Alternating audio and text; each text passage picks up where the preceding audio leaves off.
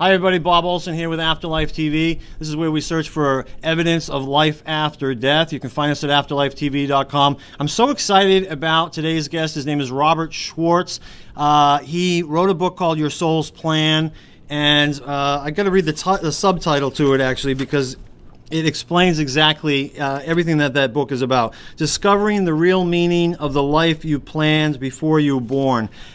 This subject, which covers what we're going to be talking about today, to answer this question of, do our souls plan our challenges, struggles, and sufferings before our birth? You know, a lot of people have asked over the years, why does God allow, people to suffer? And, I've heard, why, what's the other question? There's a book out there, why do bad things happen to good people, all that sort of thing. This is what this book is all about. Let me just start by welcoming you, Robert, to Afterlife TV. It's an honor to have you here.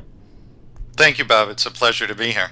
I'm really excited because it does answer those questions that a lot of people have when we go through difficult things in our lives. We're often wondering, are we being punished? Did we do something wrong? Or are we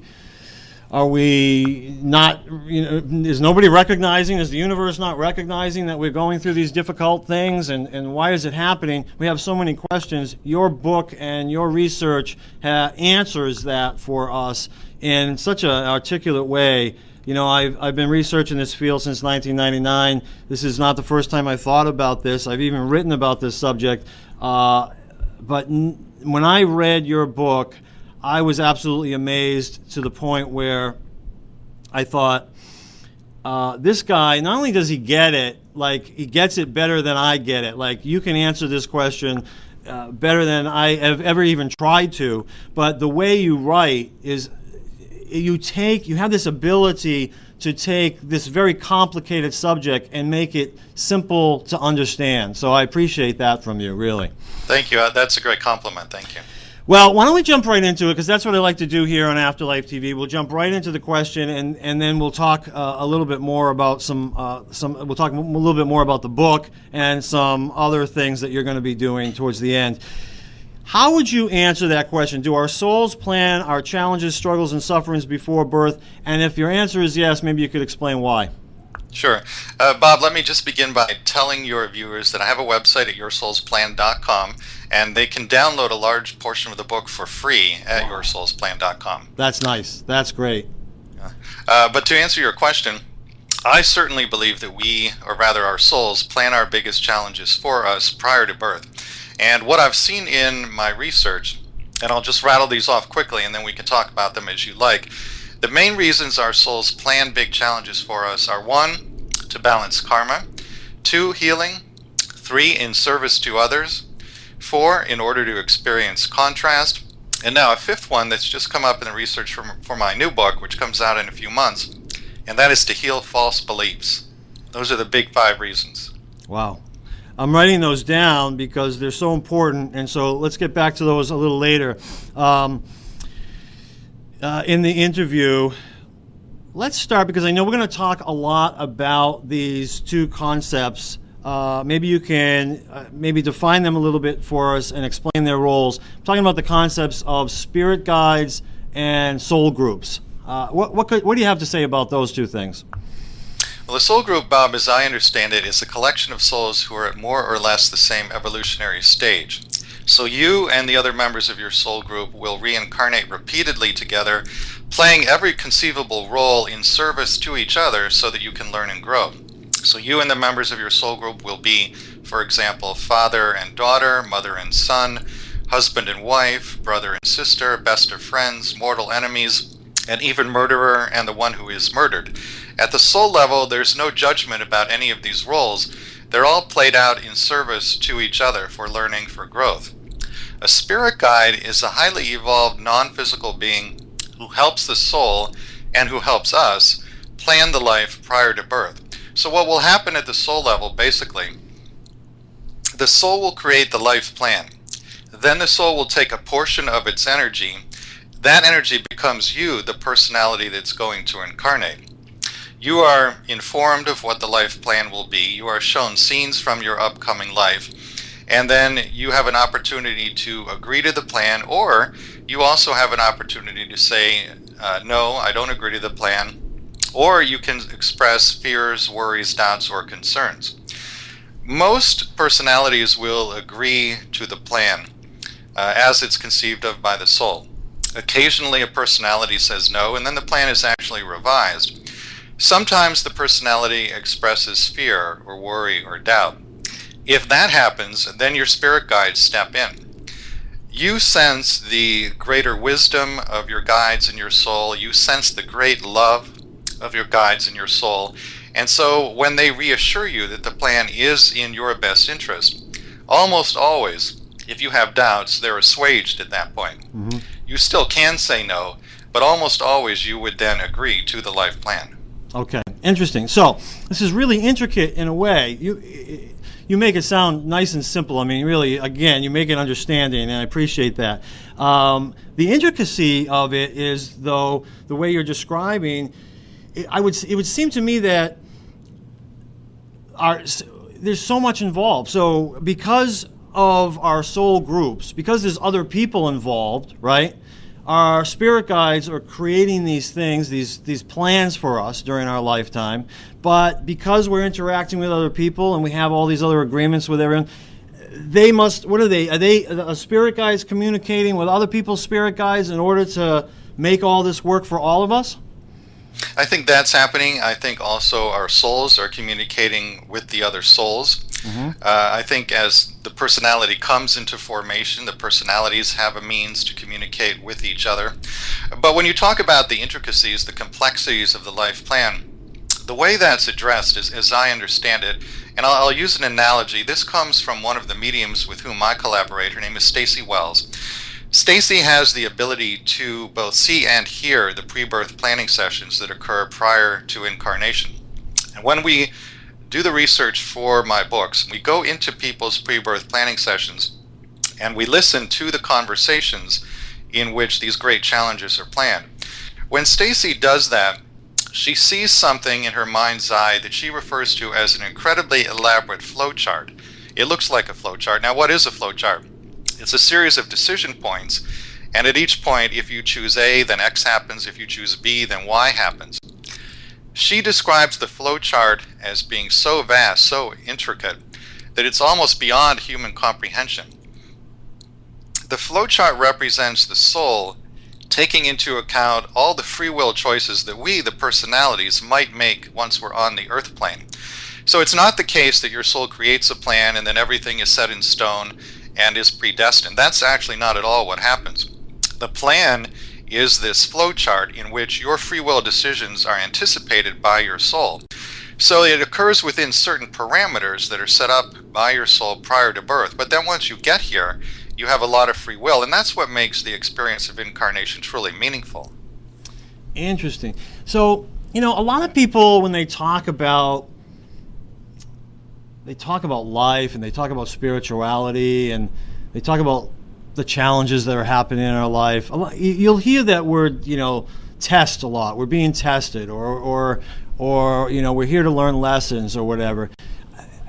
You give this much more depth when you explain it, but the way what you just said in terms of free will, the way our free will fits in. So we have these plans, but with the understanding that our free wills are going to allow us to make choices that could take us in maybe an infinite number of directions. Yes. That's not really being tested. How would you describe that if we were to use another phrase other than being tested? The term that I've come to use is divine virtues. We are here to develop on behalf of our souls certain divine virtues and then express them on the physical plane in ways that they can't really be expressed in the non-physical realm. So what are the divine virtues? What I see in my research on pre-birth planning is a collection of 30 to 35 qualities that come up more often than others in the pre-birth planning sessions. These are the divine virtues, or the qualities the soul wants to cultivate and express in the physical realm. They are things like compassion, unconditional love, self-love, patience, forgiveness, empathy. One that's not so obvious that comes up quite a bit is self-referencing. What does that mean? It means that you learn to look to yourself as the highest and best source and authority for all wisdom and knowledge, rather than anyone external to you. And there's a collection of about 35 of these that come up again and again. This, I think, is really why we plan life challenges, because those challenges stimulate the development of these divine virtues. And when I got from Your Soul's Plan, your book, I just got this sense that through each lifetime, we might take on more than one divine virtue, but not necessarily all of them at one time. We take on different ones during different lifetimes. Is that correct? That's correct. What tends to happen is that there will be a series of lives that are intended by the soul to cultivate a small number of the divine virtues.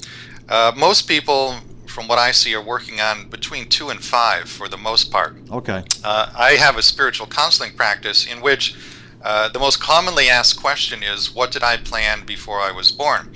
And so I take people through an exercise in which we put the list of divine virtues in a column on the left-hand side of the page. And across the top of the page, we make a column heading for each of their major life challenges. Then I ask them to go down each column and assign a numerical value indicating the degree to which the particular life challenge helped them to cultivate each of the divine virtues. If you go through an exercise like that in a thoughtful manner, and it can actually sometimes take weeks to do so, but what you end up with is a very clear visual display in which 2 to 5 will be assigned higher numbers. Those are the themes, the purposes of the incarnation. Okay. And when you do the numeric thing, is it 1 to 10, 1 to 5? What do you usually use? Usually we do 1 to 10, with 10 being highest and 1 being lowest. Yep. A caveat here is that if a person is in the middle of a particular challenge, oftentimes they can't be included in the exercise because they don't yet have enough perspective, enough distance from the challenge to know which divine virtues it helped them to cultivate. Wow, that's great. Interesting. Now, staying on this divine virtues subject, I would imagine that our souls want to experience sort of both sides of that. So you want to experience joy, you want to experience sadness, whatever that may be, or whatever the opposite of joy is. I know that a lot of people experience fame, and that sounds like a great thing to everybody, but there are negative things that come with fame, loss of privacy, that sort of a thing. Is that true? And I don't imagine we do it all in one lifetime. So in one lifetime, we might experience one side of one of these virtues, and another lifetime we'll experience the opposite? That's true. I do see that in my research, and I believe the reason for that is that there are certain qualities that are inherent in the soul and that really constitute the soul's identity. These would be love, peace, and joy. Soul wants to come into what you could call a more profound self-knowing. It wants to understand what it is, who it is. So how do you come into a more profound self-knowing? Well, one very powerful way to do that is to experience the opposite of who you really are. And once you experience the opposite, then you have a deeper understanding of who you really are. This is an idea that comes up in a very eloquent way in one of the Conversation with God books. And God asked the author, Neil Donald Walsh, to explain it using the analogy of the white room, which goes like this. Imagine that you are a white being in a white room. So the ceiling is white, the floor is white, all the walls around you are white, everything in this room is white, including you. Now, if you are such a being in such a room, how do you know that you're white? The answer is you don't. And in fact, you actually can't until you experience something that is other than white. Then once you've had that experience, then you understand much more deeply what it means to be a white being. This, I think, is the crux of what the soul is doing on the physical plane. In the non-physical realm, we as souls are love, peace, and joy. But because there's no contrast to that, we come here to the physical realm to experience the contrast, things like sadness, as you mentioned, things that would fall into the category of not love or non-love, because then, when we return to the non-physical, the white room, so to speak, then we know who we really are. Wow, that's great. So, in essence, we come here to learn more about ourselves, our soul self. That's exactly right. That's awesome. I love it. All right. If you can, I know in your book you have 10 examples that talk about all sorts of different things: physical illness, death of a loved one. Name some of the other subjects that you cover. And deafness, blindness, drug addiction, alcoholism, severe accidents, a number of major life challenges. Exactly. And I think you do such a great job with it. I wondered if you could give us an example. It doesn't necessarily have to be from the book, that because this is Afterlife TV, we have a lot of people who are grieving the loss of a loved one. Could you kind of give us, even if you make something up, a hypothetical example of why someone might subject themselves to deep grief in this lifetime, by losing someone, not necessarily to old age, that sort of thing, but what we might consider an early death or an accidental death, some tragic death maybe. Could you give us some kind of an example so people can kind of really grasp what we're talking about here? Well, as a matter of fact, in Your Soul's Plan, there's an entire chapter called Death of a Loved One. And in that chapter, I share the true story of a woman named Valerie, who in this lifetime lost both her fiancé and her only son in ways that we would consider to be early or premature. And what happened in this particular case is her fiancé died literally 2 days after they became engaged. He was a deep sea diver, and he was injured in an accident while out at sea under the water, and he died 2 days after they had announced their engagement. Her son, Dustin, died at the age of 16 of a seemingly accidental drug overdose. And we worked with medium Corby Mitleid, who has the ability to channel the soul or the higher self. So in researching the Death of a Loved One chapter, I talked with Dustin's soul. Corby channeled the soul. And we asked Dustin's soul, was this seemingly tragic death planned prior to birth, and if so, why? And what Dustin's soul told us was that it was all agreed upon before birth, not just his death, but also DC, who was the fiancé. His death was also agreed upon. And Dustin and DC had their own particular reasons for wanting to have relatively short lifetimes. They made that decision prior to incarnating and also prior to creating a life plan with Valerie. Valerie then came to them after they had made those decisions and said, I'm planning another lifetime. I've been with both of you before. I love you both very, very much. I would like it if you would share this new lifetime with me. And so DC and Dustin explained to Valerie, well, we might do that, but we're not planning to be there for very long. And they gave her the choice. And Valerie responded by saying, well, I understand that I'm going to lose you at a young age, but I will work with that. I will use that to foster my own evolution, my own growth. And so in the pre-birth planning session, we actually hear the conversation between Valerie and DC and Valerie and Dustin, in which they tell her they won't be here very long, and then she agrees to that upfront in order to have them as part of this lifetime. Now, when Corby channeled Dustin's soul, we asked specifically about the drug overdose. And what the soul told us was that it wasn't the quantity of drugs that took Dustin's life, but rather the decision prior to birth to end the incarnation at that time.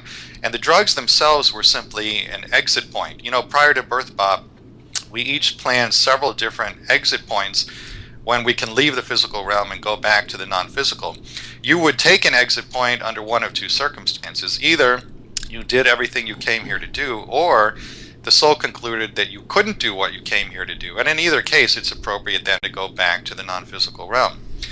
The soul went on to explain to us that had the pre-birth plan not called for Dustin to die at that time, the exact same quantity of drugs would not have taken his life. So here on the physical realm, we think, well, he took too much of the drugs and that's what killed him. But it wasn't the quantity of drugs, it was the soul level decision to utilize that as the means to end the incarnation. It was exactly what was planned before birth. Then we asked the question, why would Valerie agree to such a painful plan? And basically, the explanation was very, very simple. It was all about lessons in balance. We were told that Valerie had a number of previous lives in which certain tragic things had occurred that knocked her out of balance, and she stayed that way for the entire lifetime. What I've seen in my work is that if we don't master a particular lesson in a past life, we often choose it again in order to master it. And this is exactly what Valerie did. She had been knocked off balance many times in previous lives. She wanted that experience again for the very simple reason that she wanted to master the lesson of balance. She wanted these two deaths to knock her way off center, but then find her way back to center over the course of this lifetime. And it was really as simple as that. It's interesting. Oh, there's so much to that. All right, so where do I start? Let me just, one of the things, when you were talking about the drug overdose, it really made me think about, I know a lot of people who lose loved ones for all sorts of reasons.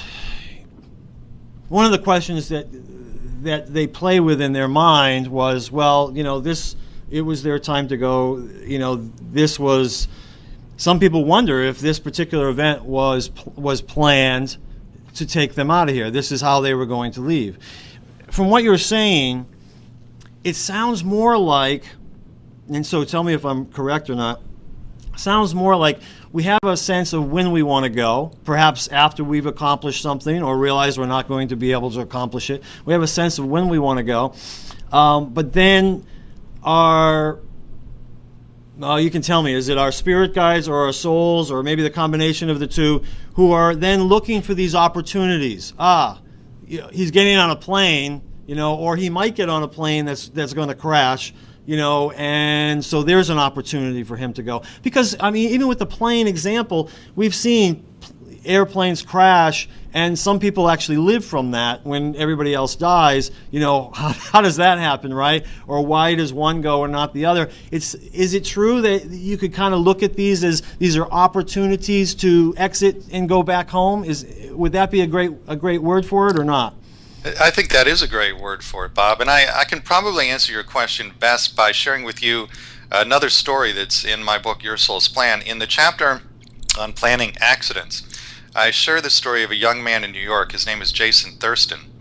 Jason planned prior to birth to have a severe accident. And what happened in his case is that in the summer of 2004, he and his wife and their children were having a party, a summer barbecue in their backyard. They had a swimming pool. And at one point during the party, he dove headfirst into the pool, just as he had many times before. But on this particular day, Jason hit his head on the bottom of the pool. He was knocked unconscious, and when he came to in the hospital the next day, he was a quadriplegic. We did a session with a medium in Chicago, her name is Deb DeBari, and we talked with Jason's spirit guides. And what they explained to us is that normally, if the pre-birth plan did not call for an accident like that, at the point at which he was about to dive into the pool, a guide would have intervened in some way.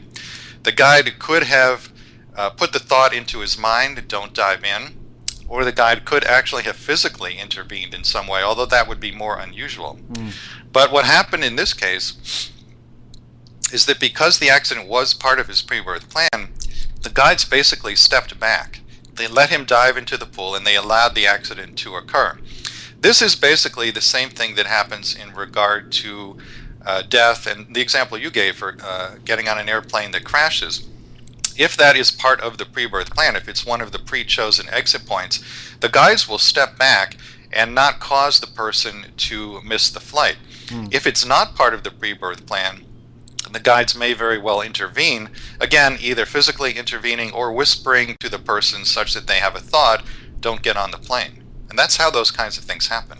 It's so important in so many ways, but one of the ways that comes to my mind is that I know that there are people who really get in their head, survivors of loved ones who have passed, really get in their head that about, maybe they could have prevented this, okay?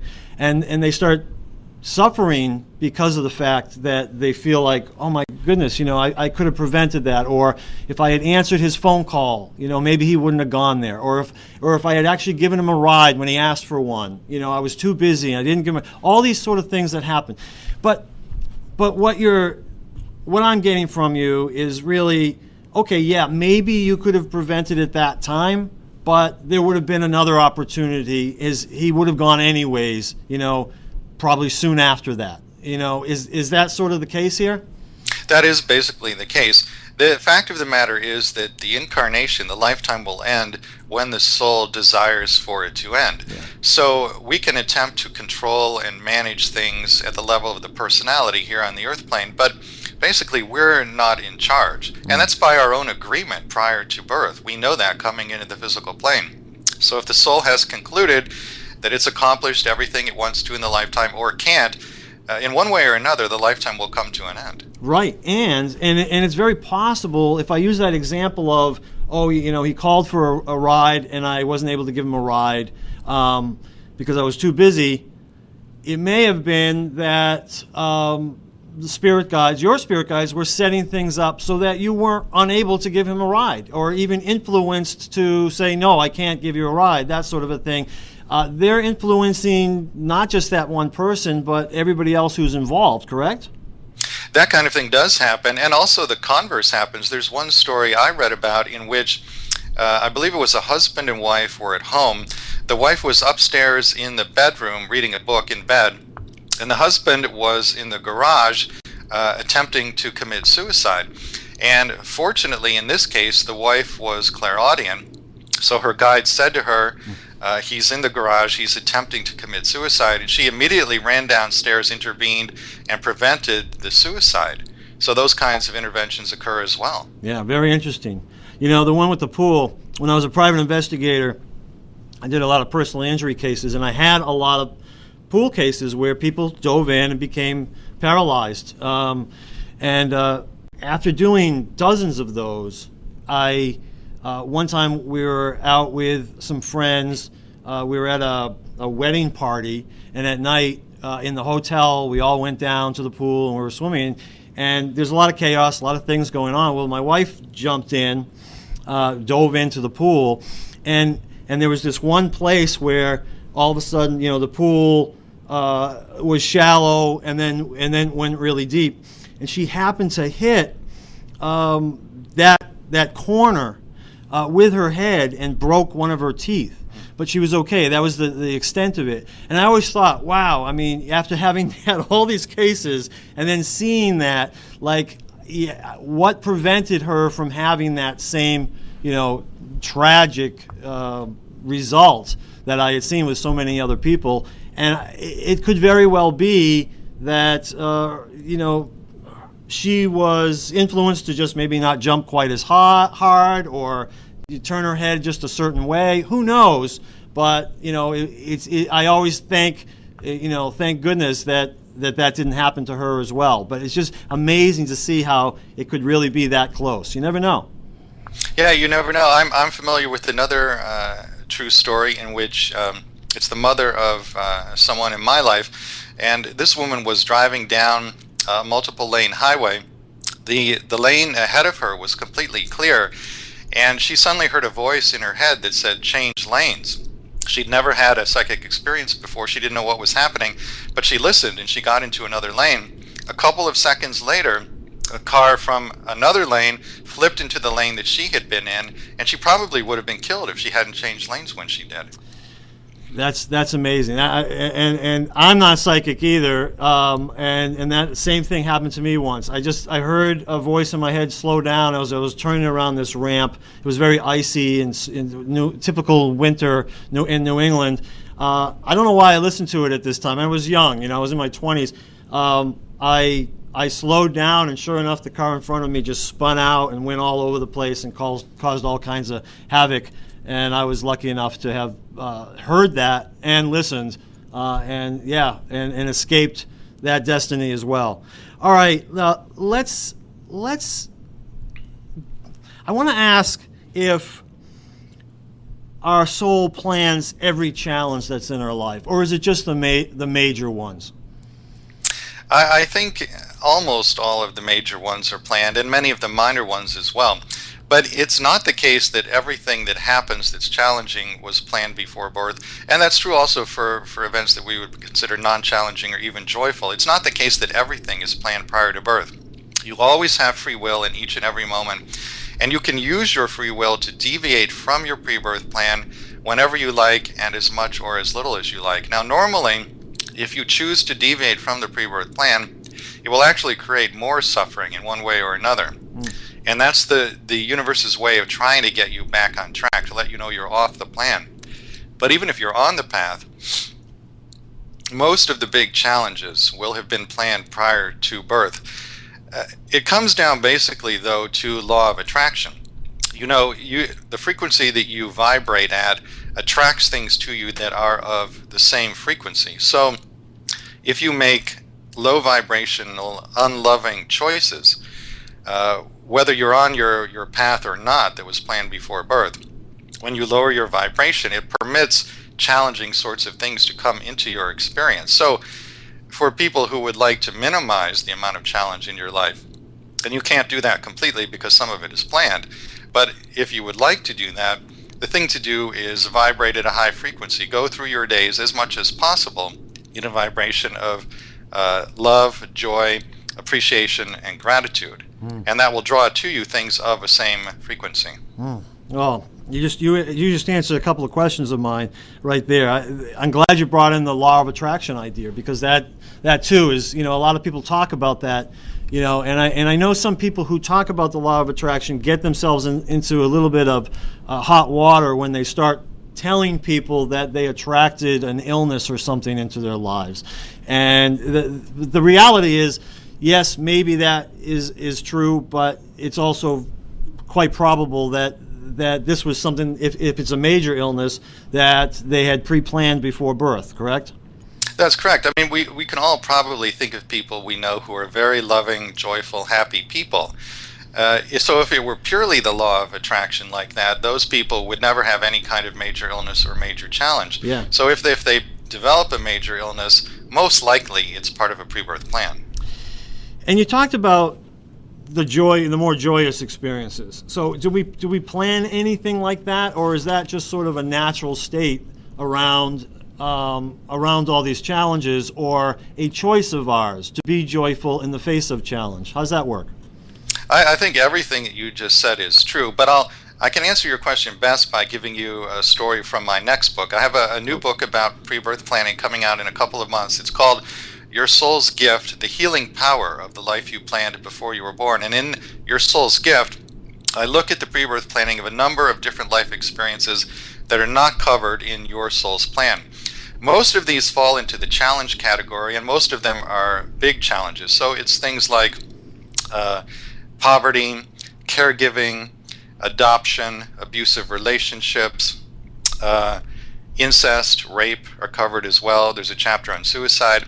But this book also has a couple of chapters on things that don't fall into the challenge category, one of which is the pre-birth planning we do with our pets. And yes, pets are part of the pre-birth planning session. In that chapter, I share the story of a woman, Marcia, who planned prior to birth to be a dwarf. She's 4 feet 8 inches tall. That was the challenge she planned for herself, and it was basically set up as a challenge to learn unconditional self-love. But once she put that challenge into place, and we all do this, she planned to put support around her that would make it possible for her to handle the challenge in a positive way. Marcia chose to do this by planning with certain animals to be her pets and love her unconditionally in order to teach her how to love herself unconditionally. So it's fascinating. We go into her pre-birth planning session and she's there talking to her future dogs, her future pets, a future horse. There's actually a rooster named Crooked Beak who's in the pre-birth planning session. We hear her talking to Crooked Beak, and they're talking about how the animals will love her unconditionally because she knows, especially as a child and as a dwarf, the other kids at school are going to be cruel to her. She wants to come home to the loving embrace of her pets.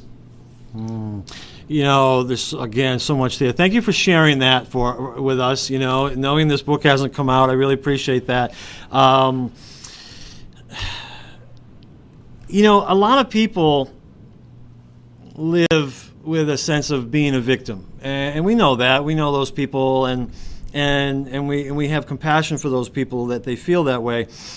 Even in talking about this subject and recognizing that their souls might have planned some of these challenges for them that they're going through, they still might see it as though they are a victim of their own soul's planning. You know what I mean? But what you just said, is it true then, did I catch this right in that story, that even though we set up these challenges for ourselves, we also set up all around us the people, the in this case the pets, the maybe even the circumstances in our life that not only help us to maybe overcome these challenges, and when I mean overcome, I mean overcome them in our minds so that we can find peace with them.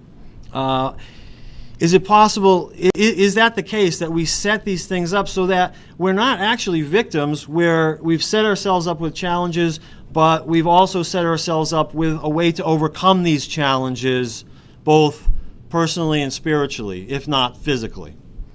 I believe that that's true, and I see that again and again in the pre-birth planning sessions that we go into. We see souls planning not just the big challenges, but also how they're going to cope with them and how they're going to heal from them. All of this is taken into account in the pre-birth planning process. Now, you talked about how someone could feel victimized by their own soul. The only way you could feel that way is if you didn't know that you had agreed to your soul's plan. But in fact, we all do agree to it. We have choice, and we're shown scenes from the upcoming lifetime. These are holographic, three-dimensional images that we go into. We actually feel what we're going to feel. So we know what's coming in the upcoming lifetime. That's why really we're not victims at all. All right. I love that. A lot of people have heard this phrase that, whatever, life, some people say God never gives us more than we can handle. How would you respond to that well-known, saying, or almost a cliche now? How would you respond to that?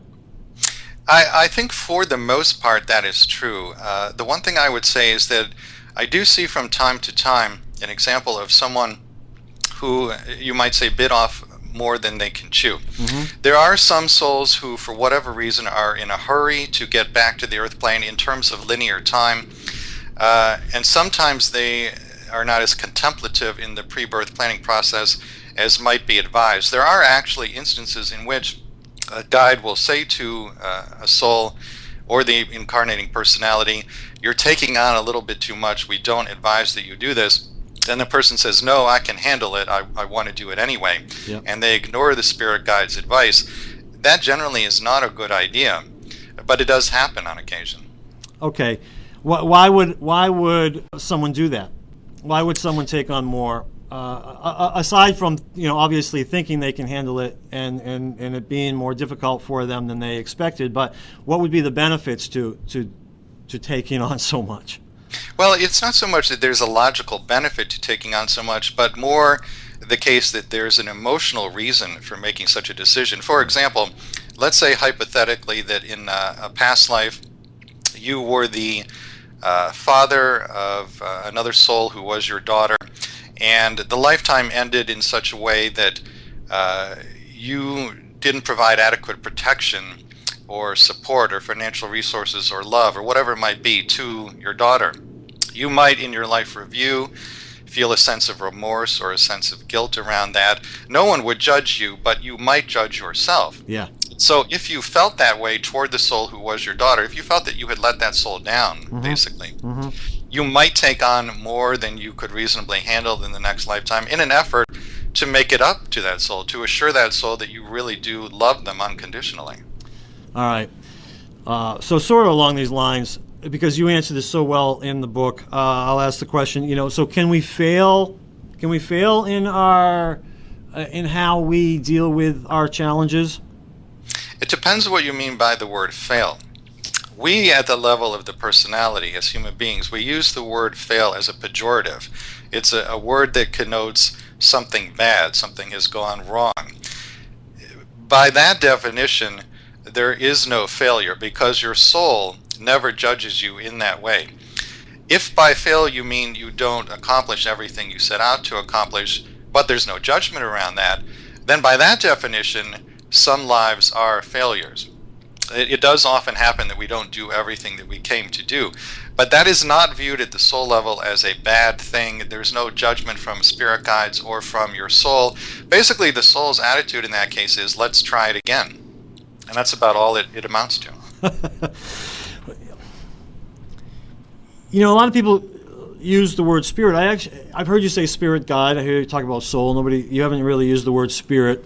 Sometimes people will use the word spirit, meaning the spirit that is part of our soul that's within this lifetime, within this body that we're living in. And then once we pass, that part of our soul, we'll call the spirit, then goes back and merges with the soul. Is that the way you think of it? Is that what your research has shown you, or do you have different words for it? That is the way I used to think about it, and did think about it at the time I finished my first book. Now, in the research for the new book, more information has come forward to indicate that the idea of the personality merging or reuniting with the soul is not technically accurate. It's accurate, as I understand it, if you look down time as a singular linear track. From that perspective, clairvoyantly, it will appear to a clairvoyant that the personality is re-merging or reuniting with the soul. But if you look across timelines, what a clairvoyant will see in that case is that the personality actually continues on forever. The personality is literally eternal. This is sort of a technical point. I'm not sure that it would make that much difference from the perspective of someone who's in body and just wants to cope in a better way with their challenges. Mm-hmm. But there is this new information that has come forward to indicate that the personality is eternal from that perspective. So my personality wouldn't be that much different than the personality of my soul? Is that what you're saying, or?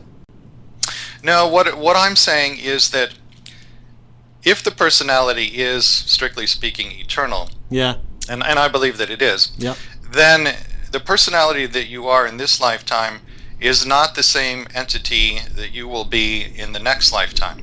In other words, your soul has taken a portion of its energy and put it in the body that you know as Bob Olson. Yep. But it would not be technically correct to say that Bob Olson will leave the current body, go back to the non-physical realm, and then enter a new body. The personality that's created for the new body is completely new. Yeah, no, I get that. And for reasons that you discussed even at the beginning, that we almost want to experience, we might experience, first of all, a different personality that is quite different than, we'll say, our soul's personality, in order to understand, for our soul to understand itself better, right? It's sort of the black, the white, living in the white room sort of a thing. Yes. If white were the personality, because that's all it knew was white, it might have a lifetime as black, and then therefore now it knows the difference between black and white. Is that sort of, or any color, right? I think that's true, and I think that there are great souls, highly evolved souls, who from time to time agree as part of a person's pre-birth plan to play a black or negative role, so to speak, in service to that person. Yeah, that's so cool. That's I love that. I love that insight. That's so amazing to me. You know, I wish we had more time. Unfortunately, we're running short, and I have other things I want to ask you. Let's just ask this one thing. How does understanding this information help us in A, in our suffering, and B, in our spiritual growth? That's a big question, I know. Let me share a story with you that will answer that question. Okay. In my first book, Your Soul's Plan, in the story on the pre-birth planning of accidents, I share the story of a woman named Christina, who is now in her 60s. Many years ago, when Christina was in her early 20s, she was employed as an administrative assistant at Pomona College in Southern California. One of her daily duties in that job was to pick up her boss's mail, and the mailboxes were in the basement of the building. So on one particular day, Christina descended those stairs to the basement mailboxes. When she inserted her hand into the mailbox to retrieve the mail, there was a pipe bomb that someone had planted that day, and the bomb detonated. The force from this explosion was so great that it actually picked Christina up off the ground and hurled her 10 feet backwards against a concrete wall. There were 6-foot splinters of wood that were shot like arrows out of a bow into the wall around her. Both eardrums were ruptured, 2 fingers were severed, and flames from the explosion scorched Christina's body from head to toe. When she got to the hospital, doctors actually had to hold magnets over her eyeballs to extract the shrapnel from the pipe. So we are talking here about a level of suffering that's almost unimaginable to you and me. Now, her recovery took 2 years and 10 reconstructive surgeries. At one point during the 2-year recovery period, she was lying in her hospital bed in a great deal of pain when she suddenly heard a voice inside her head, a voice that was not her own. It turns out that the force from this explosion, in addition to doing a lot of damage to her body, had opened up her psychic gifts. Christina had become clairaudient, and the voice she heard inside her head that day was a spirit guide. The guide said to her, "You planned this." And so, of course, Christina said, "Well, why in the world did I do that?" Right. And the guide told her, and here's what he said. The guide said, "You wanted, before you were born, to have a lifetime as a gifted healer. And you knew, pre-birth, that if you could heal yourself from the devastating effects of this accident, you could go on to bring that wisdom and knowledge about healing to others." This is, in fact, exactly what happened. Christina went on to get a PhD in speech-language pathology. She set up a private clinical healing practice. And at this point in her life, she's healed literally thousands of people. Now, Bob, when I interviewed Christina for Your Soul's Plan, she said 2 extraordinary things to me. One was, she said, "I have completely forgiven the person who planted the bomb." That alone, given her level of suffering, I think is remarkable. Yeah. But then she said something even more amazing. She said, "Rob, I'm deeply grateful to the person who planted the bomb."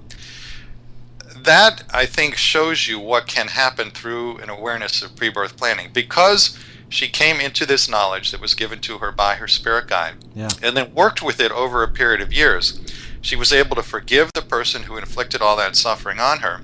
And then she actually got to a place of gratitude for the experience.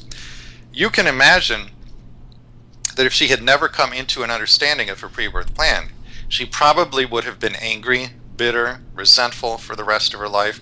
She might even have devoted her life to tracking down the bomber and taking revenge. But because Christina came into an understanding that this was her plan, this was something she chose and agreed to prior to birth, and really worked with that concept over a period of years, she was able to forgive and then get to a place of total gratitude. She basically changed her entire life by understanding that it was all part of her soul's plan. That's an amazing story. Absolutely fascinating. I remember reading about that in the book, and it just takes you back. Talk about the opposite of feeling victimized, and recognizing the healing that can take place in doing this work and understanding all this stuff that you've been talking about, everything that you wrote about in your first book. Your next book, when is that coming out?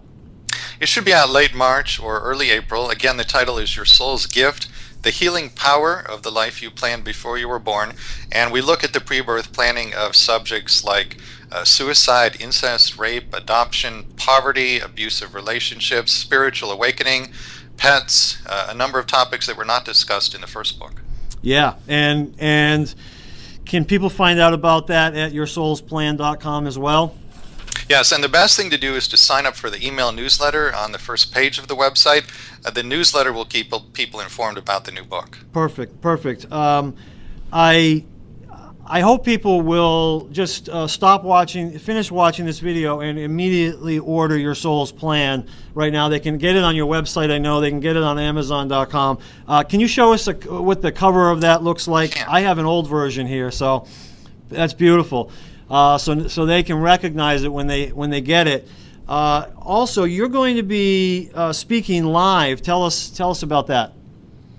There are a number of talks coming up, and those are on the speaking engagements page at yoursoulsplan.com. But one I wanted to particularly call people's attention to, I'll be in Phoenix, Arizona from April 13th through the 15th, speaking at the International Conference on After-Death Communication. This would be a great conference for anyone who is mourning the death of a loved one to attend, because you'll be in a community of like-minded people who are going through the same experience, and the speakers will be sharing stories of near-death experiences and after-death communication. In other words, true stories of people who lost a loved one and then communicated with the loved one after they had died. And I think it will be deeply healing for people who are in those stages of grief. I think so too. I mean, it's invaluable. You know, you can't even put a price on that. It's invaluable to be able to have that kind of a gift. And in the show notes below this video, people can find the links to all these things that we're talking about. I also, you know, I know that you work one-on-one with people, and I will tell you, having talked with you, you know, the first thing that comes to my mind, and I'm sure it does to most people, is I want to do this. I want to find out. I want to understand this from my own perspective, from my own life, and people can do that by working with you one-on-one, correct? Yes, I do what I call spiritual counseling sessions, and primarily we can talk about anything anyone would like to talk about, but primarily the focus is what is the life plan, the pre-birth plan, what are the divine virtues the person is trying to cultivate in this lifetime, and we focus on life challenges, what the deeper meaning is, and how to heal from those challenges. Yeah, it's wonderful. And so if anybody is feeling like a victim or feeling like you know, their life is unlucky or they're broken or anything to that those words, the reality is they could work with you, understand this better, and really maybe, like Christina, was that her name?